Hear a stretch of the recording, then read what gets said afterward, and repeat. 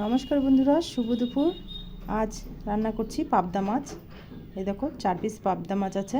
তো পাবদা মাছটাকে ভেজে নিচ্ছি, একটু লবণ দিব,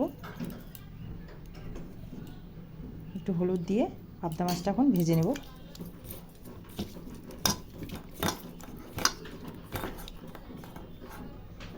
কড়াই সাদা তেল দিয়ে দিয়েছি, মাছটা ছেড়ে দিলাম।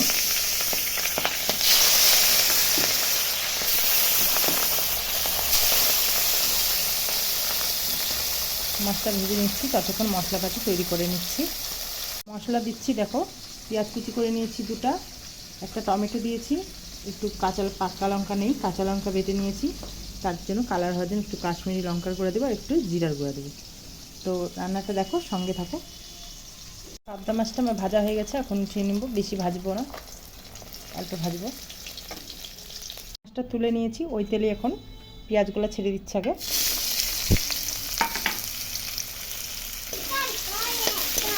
পেঁয়াজটা একটু ভাজা ভাজা করবো। পেঁয়াজটা হালকা ব্রাউন হয়েছে, এখন টমেটোগুলো দিয়ে দিচ্ছি।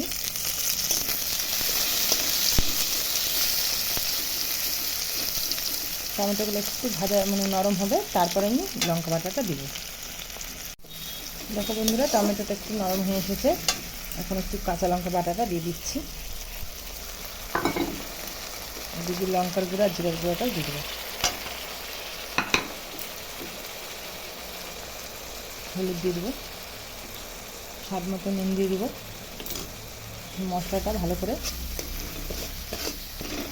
কষাবো। লঙ্কা বাটা একটু ধুয়ে বাটিটা ধুয়ে একটু জলটা দিচ্ছি।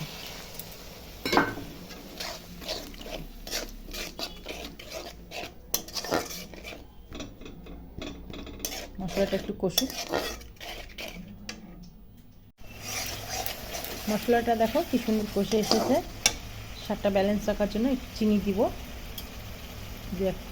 চিনিটা। টমেটো পেঁয়াজ সব গলে দেখো কি সুন্দর মশলাটা গ্রেভি হয়ে গেছে। আমি একটু বিশেষ কোনো মশলা দিইনি, টমেটো আর পেঁয়াজের গ্রেভিটা হয়ে গেছে।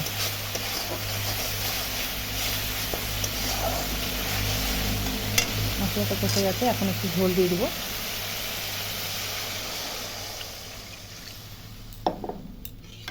এই ঝোলটা ফুটে এলে আমি মাছগুলো ছেড়ে দেবো।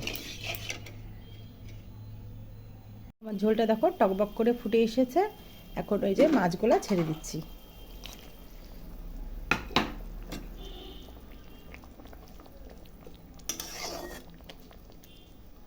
আর কিছুক্ষণ একটু ফুটিয়ে নেব, তাহলে আমার মাছের ঝোলটা হয়ে যাবে। আর সঙ্গে দেখো আবার পেঁয়াজ কুলি আলু ভাজা করেছি, আর ছোটো মেয়ের জন্য একটু ডাল সিদ্ধ করেছি এদিকে সবজি দিয়ে।